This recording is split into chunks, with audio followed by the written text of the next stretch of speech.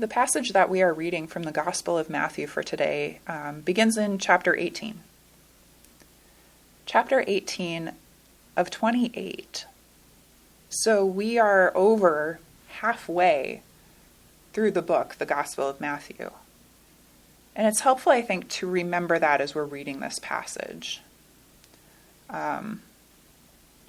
Jesus is talking to his disciples in this chapter. And I think that's helpful to remember as well,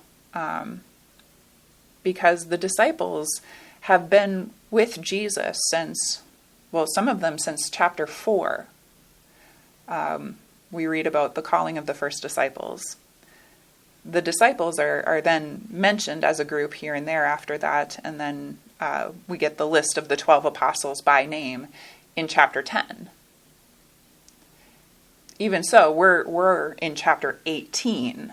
So we have to consider that this is a group that has been learning lesson after lesson and building up their understanding for a long time by the time we get to this passage. This is an advanced lesson. Now, that's not to say that you have to be an expert in theology or anything like that, but rather it is an encouragement to read the rest of the book, or at least be mindful of the scene that we're currently in and where it does fall in the narrative. Because just like reading any book, we can't look at one sentence or paragraph on page 103 or whatever and make a conclusion about the message from that or the rest of the story from that. Context matters. In this case, Jesus isn't just dropping an isolated pearl of wisdom onto the people in a crowd that happens to be there that day. He's talking to his students who have been there learning throughout chapters and chapters already. So if we read this passage with that understanding in mind, how do we hear it? By the time they get to this conversation and the binding and loosing and what two of them agree on being done, those that Jesus is talking to would most likely have an understanding of the gravity of that in the context of this conversation. This is about what to do when things are really, really going wrong. And even then, there are still notes of grace in there too. If someone sins against you, start by addressing that.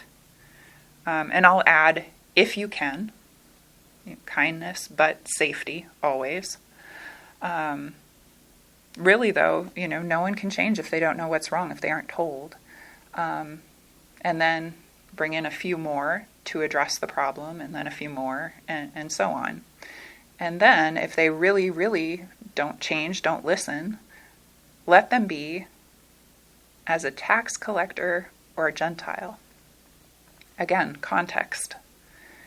Tax collectors and Gentiles would be considered, outsiders, so there's a bit of a separation there. At the same time, it's not that all hope is lost for them forever either. So here's the possible, note of grace even in all of this. Because again, the rest of the story. So these disciples that Jesus is talking to would have been there in Capernaum, where they would have watched as Jesus healed a centurion's servant. And then there was that Canaanite woman in Tyre or Sidon when they were there.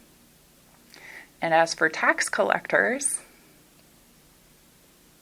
should we maybe talk about Matthew?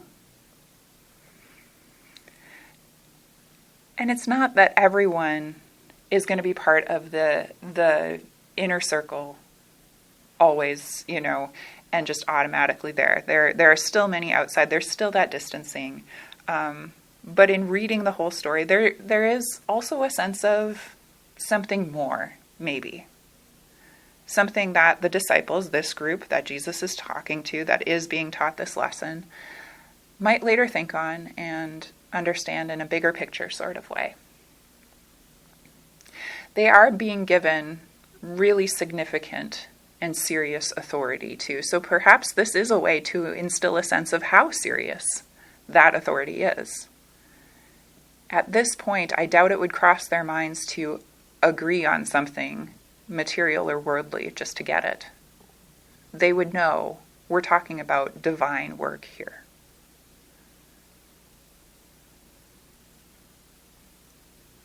So what do we do with all of this? Where do we go from here this week? Maybe go read more of the story, more of the Gospel of Matthew. Yeah, that would be great. Maybe remember context matters. This passage is talking about how to deal with sin. It's talking about forgiveness. It addresses those on a pretty serious scale. It's about grace too. And those are lessons that we learn and can start by understanding God's forgiveness for us, God's grace for us, the example and lessons that Jesus taught, the prayer that Jesus taught, and getting a sense of the whole of the story that we are still living out even today. And we can also maybe think about starting where the disciples did, way back in chapter 4, and follow. Follow me. That was their first lesson, to be there with Jesus. And they did. And then listen. The Sermon on the Mount is just a few verses later. Follow and listen. That's a good start. For us too. Amen.